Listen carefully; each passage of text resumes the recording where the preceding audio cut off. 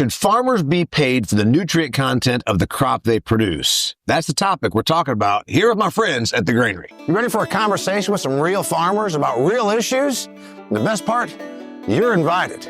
So pour yourself a drink, grab a snack, most importantly, pull up a chair.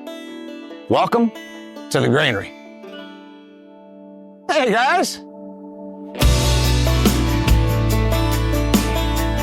All right, guys, there's the topic. Should farmers be paid for the nutrient content of the crop you produce? It's like, wait a minute, you mean they don't? A lot of people outside of agriculture, no, we sell pounds, we sell bushels, we sell 56 pounds of number 2 yellow corn. What's in it? Nobody's ever cared. You think that it's going to change? I do think it's going to change. I think the sustainable space where now we're being paid in some instances for carbon sequestration, insets or offsets, whatever program you're in, I believe that that's going to evolve into nutrient density for quality of food.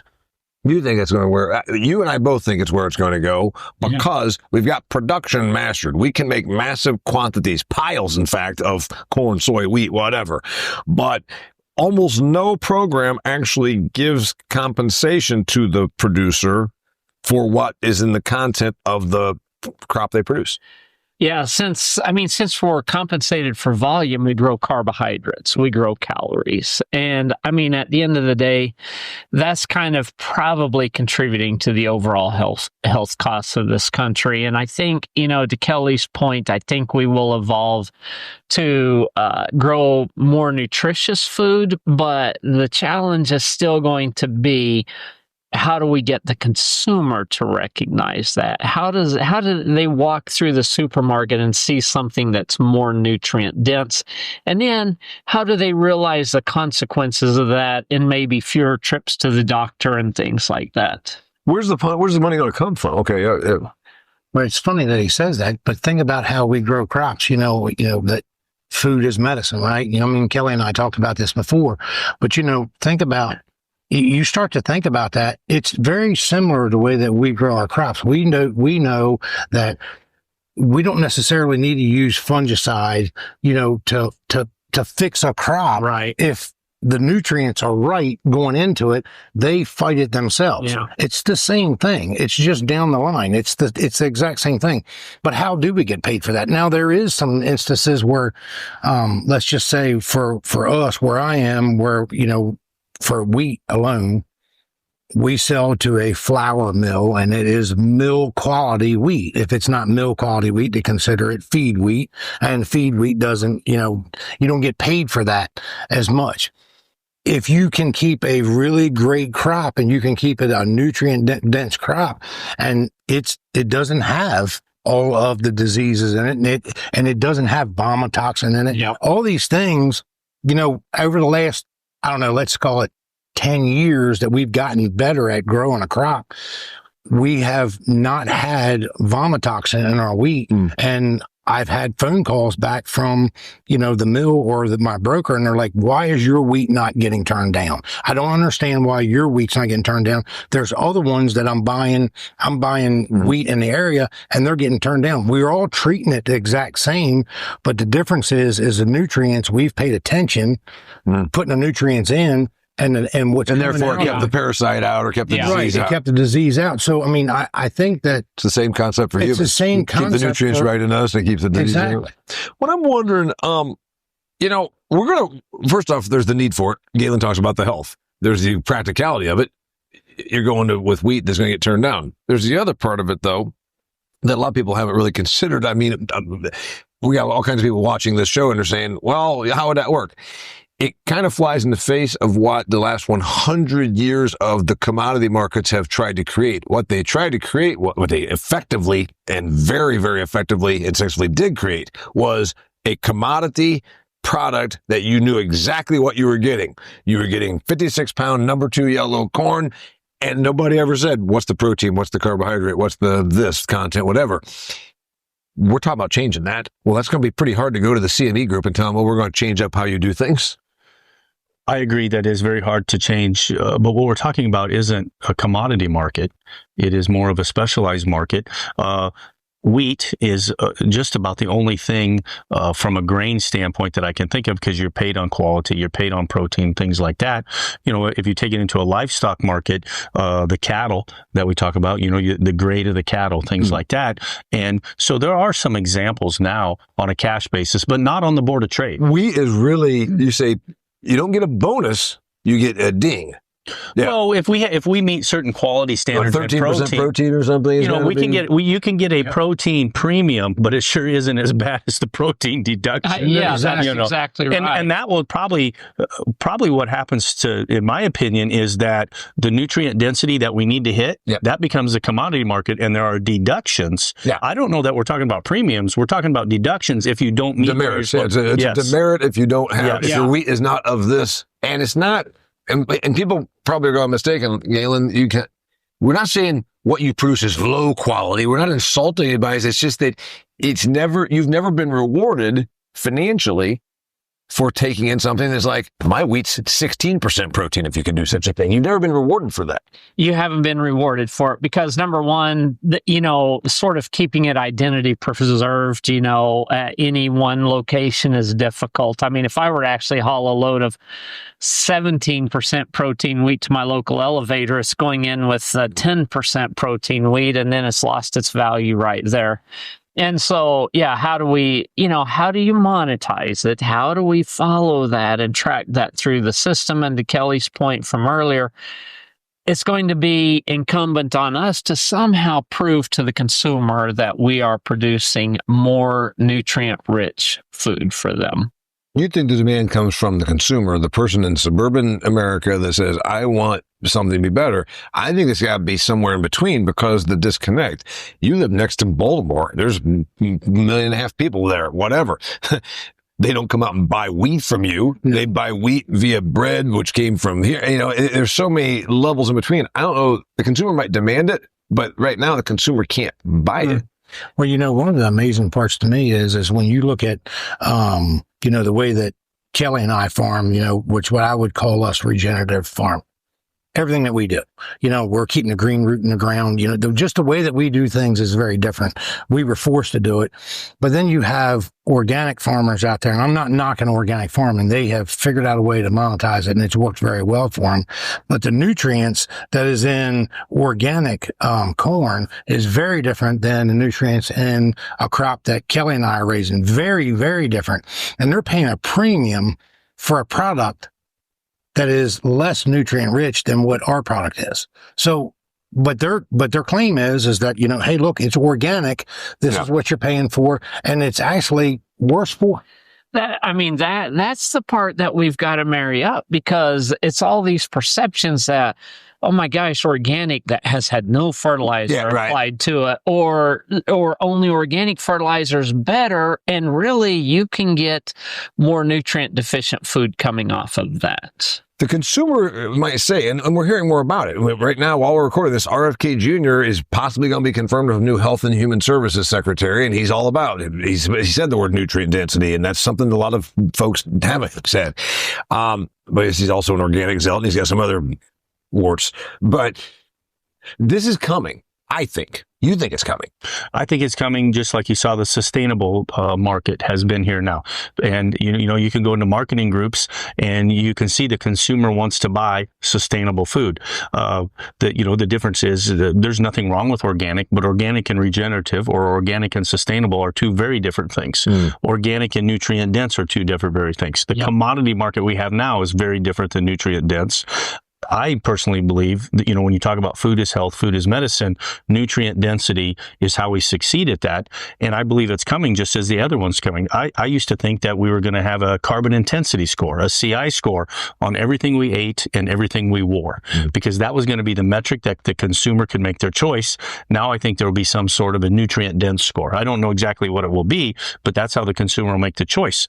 The consumer isn't buying Temple's wheat, but Temple's wheat gets segregated. My wheat at times at my processors have gotten segregated because of the protein content. It gets commingled with wheat of lesser protein. Yeah, to bring it up to a mixed average. Yes, because because the end processor, the end user wants a certain level of protein. Yeah, so they're using yours to bring up the shitty stuff. Yes, they do. They do at times. But let's say we can get there. How does the consumer have the assurance? This is where it's hard because, Kelly, you're very conscientious about how you fertilize your pasture. So let's say you produce grass-fed beef, which the consumer would like. As long as that pasture's well fertilized, that is healthy beef for them. But what if your neighbor sells grass-fed beef and he never applies any fertilizer? His product is not as nutrient dense. It sounds good at the supermarket. Grass-fed beef, one's actually good, one isn't. How are we going to, ensure that doesn't happen? We, in my case, it'd be a little bit different with the meat store, GLC beef. We're actually going to send off ribeyes and hamburger to 2 different labs that already are conducting these studies. And we'll have to see what comes back. But for that to happen in mass across the whole country, it's a huge thing. So that actually is going, I didn't mean to cut you off, Damian, but that, you take that into consideration, what you're putting into your beef and how it's eaten and how you're fertilizing and how you're taking care of your soil. You got to take it all the way back to the soil. Right. Because and again, I hate to bash on the organic soil guy, but if he's out there working up the ground and every time he works up the ground, it's that great smell, man, that smells, plowed dirt smells great. Well, what you're smelling is the carbon being released. So you're losing all that. So it's actually not healthy soil over years and years of time. If you don't believe me, Google the Dust Bowl. Yeah. Like, you know what I mean? Like, it's not healthy for a long time. Regenerative agriculture is take that all the way back to when you have, I'm going to go down a hunting road. So in our area, I can literally take you to our highest production farms that we've done the best job with, and they will kill monster white-tailed deer on it with humongous racks. And you can go 2 farms away from that where it hasn't been treated the same, and they will never kill a good size racked buck on that farm. You can take it right back to the soil. It's the exact same thing when you're talking about grass-fed beef. The quality is different on that farm versus Kelly's farm, and the way that you feed it, from the corn to the beans to the grass pasture, it's all part of a big circle, and it's all going to come right down to the consumer. But how do you monetize? Well, if RFK brings forward what he wants to bring forward, it might start there. And it's also starting the consumer, and this is how the sustainable movement started, things like that. And that's why I think it is coming, because it's coming from different angles. I don't think we want it to be regulated. I never want it to be regulated. But you don't always have that choice. The market to market. I don't want it to be regulated either. Regulation is terrible. Don't get me wrong. But regulation also started me on the path that we got on because it got forced upon us, and it forced the way that we lived and the way that we thought down a different path. It wasn't the wrong thing to do. We just didn't have the technology to do to do it. It was a very long learning curve. I guess we should also, to the viewer, regulated should also mean, regulated means we don't want it to be the Wild West and where there's, fictitious claims and that kind of problem, but not regulated where Galynn, out in Guyman, Oklahoma, if you don't grow this type of a crop, you have to dump it, behind the barn. By the way, I think we forgot to tell the viewer that we got Galynn Beer here from AgroLiquid, who is sponsoring this episode of the Granary, and we're so happy to have them here, and we're so happy to have AgroLiquid. Introduce you halfway through. I'll take it whenever I get it. Temple, we talked about your professionalism. What are you talking about, Frank? So anyway, we really like AgroLiquid anyway. So and they're good people, and normally there'd be a sign back there, but anyway, we just had to get into this topic really quickly because he's got to catch a plane anyway. Regulated, yes, to make it legal, but not to make it imposed is probably the where it goes. But I think there's only have to be a manufacturer. I think there's going to have to be a processor that champions this. I think that a General Mills, or it wouldn't be them, it'd probably be a niche, a smaller player that starts saying, our bread has got twice as much, I don't know what it even would be, to be honest with you, that you would get out of the wheat or whatever, right? I think that's where... You know who's done a really good job, in my opinion, of monetizing this exact scenario? I got a good friend of mine in Pennsylvania, Steve Walton Farms, and they have done a really great job of really picking everything apart. And now, and of course they're chopping all their solids for their big dairy operation. And they've taken it right back to the fact of this nutrient dense crop. The more that they can make it nutrient dense, the more milk they produce. It's a higher quality milk, and they get paid on all those things. So when something new comes out, anything, like I'm talking about anything. I mean, some of the new products that you and I tested this year, in furrow, all these things that he wants to keep the perfect crop all year long. And he pays real close attention to every little thing, because it's not about any of that. He is getting monetized. It's about less nutrition has to go into that cow per day. You know what I mean? Like, instead of that cow eating, let's call it 25 pounds a day on a regular feed sample, he's only paid, let's say he's paid to 21 or 22 pounds. Right. He's cut back on feed, more nutrient dense, higher quality. The health of the herd is better. I mean, it is all around a better product. And he's got it monetized at the end of the year because he gets paid on milk quality. Exactly. And it can be reflected in the milk. And I also think the way that he's farming, or the way that you and I farm, it's not more expensive. It isn't about more money for inputs. It's about a reallocation and doing the correct inputs to produce that balance. He is not producing. He is not putting on more, and he has not created his inputs to be way up here. He's just learned what the crop wants to make it the best possible crop that it can be. Exactly. And what happens in that, it is not just more yield. It is a nutrient dense crop. And even if your beef's coming out of feed yard, if we're more conscientious about how we feed our corn, great. Put them in there, feed them the corn. You end up with a great end product that's nutritious and tastes good. I'm excited to send the steaks off, the hamburger off, to see where they come back. And I've already read the data, because they already have several data points. And only about 4% of the beef in the United States is grass-fed. I will tell you that the grass-fed beef typically scores higher than corn-fed beef.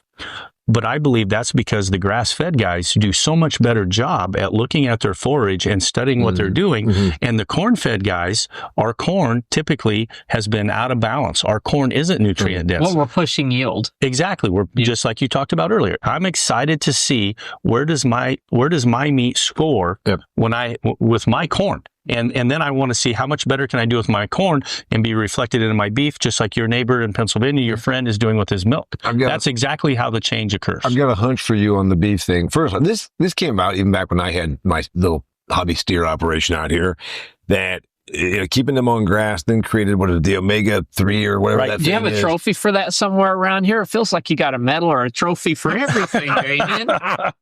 I don't know if I ever told you that in 1986, I had the reserve champion dairy steer at the Huntington County 4-H fair. I mean, that's some pretty big stuff. I bet that trophy's displayed in your house. There was two steers there. But I got second. Yeah, that's right. So here's what I think is that was the beginning of that, maybe as long ago as 20 years ago. I have a feeling that what you'll find is the more you're using cover crops and you're using things like the brassicas and maybe some Alsike clover and some, whatever the mixture is, that your stuff even will get better 1 year from now, or those steaks will be even more nutritious per ounce 2 years from now than they are now, because we do know, as much as I'm like, those big feed yards in Kansas, 20,000 steers out there, fine, great.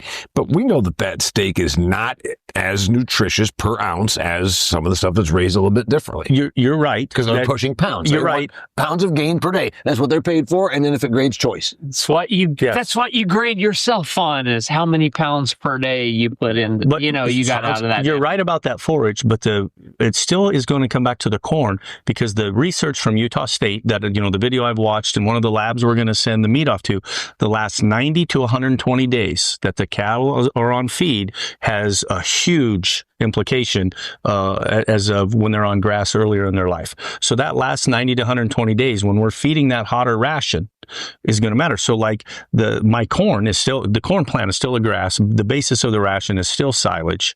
And so I need to improve that corn plant to get what you're talking about. Everything you said is valid, but the last 90, 120 days are very much weighted in how the meat changes. So Kelly, can we get enough nutrition in beef, do you think, that you don't have to consume a 32-ounce porterhouse at dinner? Or we probably can, but some of that is for enjoyment.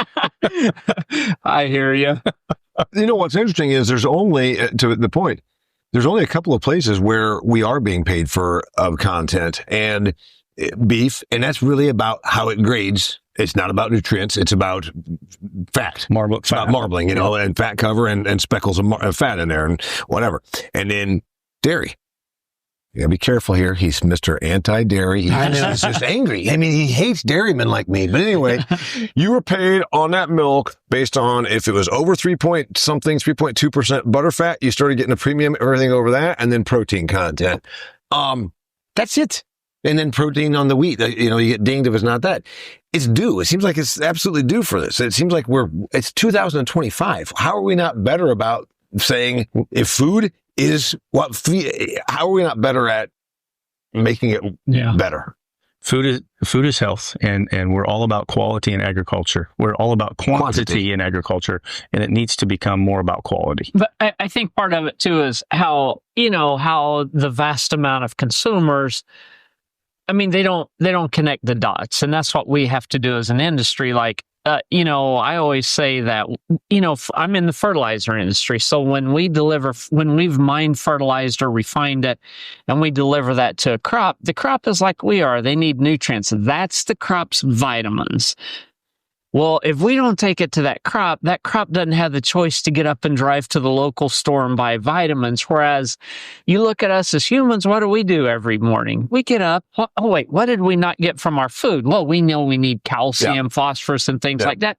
We take vitamins, and yet vitamins aren't considered, evil or chemical in nature, and we take them every day, and yet the very vitamins or fertilizer that we carry out to that crop is considered to be chemical. Mm-hmm. Well, you could justify that and talk about how, when you're taking a vitamin, that would be kind of like synthetic. It is. I mean, that's correct. And the body's not going to absorb that the same that it is out of a steak, nutrient or a piece of bread. 100% correct. And then how many times when a person takes that vitamin have they actually looked at the is it available to you? Mm-hmm. There's different sources of magnesium. Some are more, some are less available. We talk about that all the time, with your products, but yet humans will just go take the vitamin because it's on the shelf. That was what I was going to bring up to Galynn's point is, I mean, it's been a long time since FFA livestock production where I learned about rations, but what they call it, total digestible such as total digest, meaning there's stuff that we eat and that animals eat that you can consume it all you want, but it's going to go in and out because it's not digestible. Right. And that's where I think this nutrient discussion also goes, because you could make the argument, Galynn, we've got a whole bunch of obese Americans. They're extracting calories out of stuff, but they're clearly not getting whatever their body is seeking because they're just eating and eating to try and satisfy whatever their body wants. Does this get rid of the whole, I have a gluten intolerance. I'm lactose intolerant. I got allergies. I got this. Think about back when you and I were kids. I don't know that I knew anybody that had an allergy. Yeah. Aside from seasonal allergies and maybe but I don't know anybody that seems like there's probably some people that penicillin, this, that, and the other. Okay. But we ate very differently back then. Yeah. When I was a young kid, and when my parents were kids, I don't know that mom and dad probably ever knew a human being that had even a seasonal allergy. What was that? And we're sitting here discussing this, and we've talked a little bit about crop health, and I've made the point before in some of these that, hey, if we can prevent disease in crop and it costs $60, will a farmer do that versus a $10 shot from an airplane? And I think we can produce more nutrient-dense food. The thing that will be a little bit challenging is, would the consumer still go eat carbohydrates or go get the Krispy Kreme donut? And then I'm probably in trouble for Krispy Kreme donuts now, but would they go eat that and take a pill to offset it? I mean, we have to get to where we're not dependent on external treatments. We as an industry, and it's hard because I grew up in ag, we as an industry have to own that we have to put a better product. Here's the thing, that because you and me both we almost probably get accused by some of our peers in ag, Galynn, that we're being anti-ag. No, we want a better ag. And also we step away from ag and see more perspectives that a lot of our peers don't. That's where I'm like, listen, I'm in the suburbs in the affluent part of Phoenix part of the time. And let me tell you one thing. They don't go to Whole Foods necessarily because what we think they go there for. They really do want a better product. Yeah. And whether it is or isn't, and I can get into all that. So this idea is the consumer clearly wants a better product, and we could make it for them. The thing is, give the American farmer the incentive, because we know that the farmer will absolutely, some won't, they'll just keep doing what they've always done. But the more forward, the kind of people that watch this show and are extreme ag people, you give them the financial incentive, you'll do it. You know, absolutely. I can make $20 more an acre, and all I got to do is make these 3 changes. Yep, done. And I think that we're getting there, and I think that there's where this whole, sustainable farming, regenerative agriculture move, and then as we take this shift, it's going to naturally occur, and I think it's already naturally occurring. The problem is a lot of guys can't make that move overnight because it costs money to make that move. I think that's key is that, what a lot of people hear is I got to spend money. It's painful. I'm not going to lie, but I think, we've always worked in agriculture that our market is always expanding because there's growth in population, and let's worry about meeting the calories to meet that demand. Well, I think we're at that point where we realize at some point that population isn't expanding. What's our next way to provide some value to really a shrinking marketplace? And I think this is what it's going to have to be. I mean, I thought when a couple of years ago, Kelly, when we were, talking to all these people and we started talking about the CI score, that was the hope for me for the CI score. When you talk about that person then knows that they are buying a nutrient-rich source of food or clothing that was grown the right way. Yeah. I thought that that's where it was really going to move to. And the lower your CI score got, the less effect that you had on it, less impact you had on the environment. I really thought that that's where it was going. And there's still a chance for that. And then the lower your CI score, with the 45Z, it implemented that, hey, you could get more money per bushel. And the better that you did, the more that's, other than that, I don't see another way to incentivize for farmers to do this. I don't either. And that was a tax credit, which it is or is not a regulation. But at least the 45Z tax credit, whatever happens to it, we still don't know. That's farming with a carrot instead of a stick behind you. Yeah. And so that's the nice way to have the regulation. I don't know how to pay farmers to be more nutrient dense either than just consumer demand. I don't know. And the CI score on the product was a very nice metric. The word sustainable at times could be accused of being overused, or it can be a baseless claim either. That's why the score, the number, the actual metric is a very concrete thing that is needed instead of just a blanket statement sustainable. Thank you, because I was going to say the one thing is, this is measurable. How much zinc per ounce of steak? How much riboflavin? Whatever you name your nutrient, as opposed to marketing sustainable, family friendly, earth good. All the various adjectives are just almost. It's going to be very disappointing to me as a farmer, and it should be very disappointing to a consumer if you start to see the term nutrient dense and it's not followed by a metric of a number. If sustainability is replaced by nutrient dense, that's very disappointing. But here's the challenge with that, and I agree with you guys wholeheartedly. But in general, if you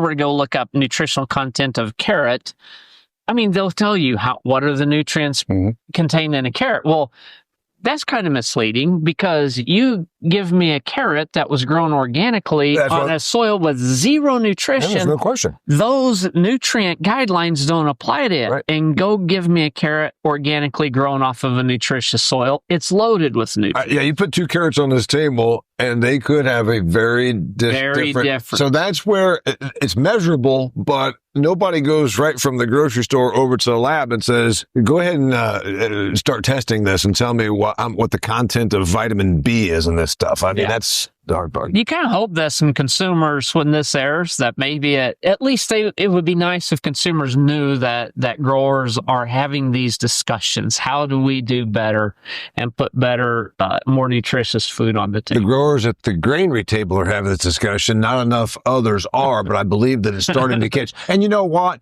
You can say, oh, well, I don't know if I want a certain politician, RFK. I don't mind that this discussion is being had, and I think that those of us who are at the front of ag are like, this is where it's going, and it probably should.